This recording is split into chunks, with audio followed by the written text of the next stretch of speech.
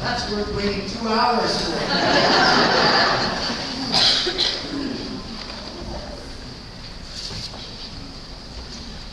As is the tradition of these ceremonies, I get to offer the final good news, the benedicciones. But first I want to thank you all for being here to witness this memorable event. Thank you for braving the doomsday predictions of a spring blizzard. And I want to thank all my colleagues who gave up their Sunday nap to be here with me. And I want to thank all of you for simply showing up. Most of the time, that's all we are called to do. Just show up.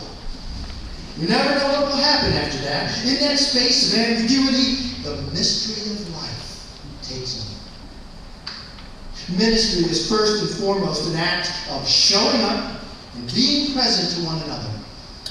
Sometimes we hold the light for others so they can see where they're going. Sometimes we hold their hands through the dark moments. Sometimes we let them guide us with love and compassion. Chinese poet Xu Ting writes, Perhaps these thoughts of ours will never find an audience. Perhaps the mistaken road will end in mistake. Perhaps the lamps we light one at a time will be blown out one at a time. Perhaps the candles of our lives will gutter out without lighting a fire to warm us. But perhaps, when all the tears have been shed, the earth will be more fertile. Perhaps when we sing praises to the sun will praise us in return. Perhaps these heavy burdens will strengthen our resolve. Perhaps when we weep for those in misery, we are silent about the miseries of our own. Perhaps, because of our irresistible sense of mission, we have no choice. So may you lose yourself in the work of your heart.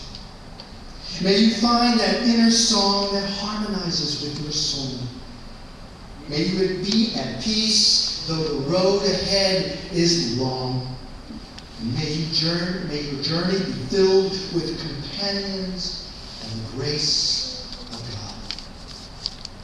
As we extinguish our flame, may the light remain within you, guiding you to your better self.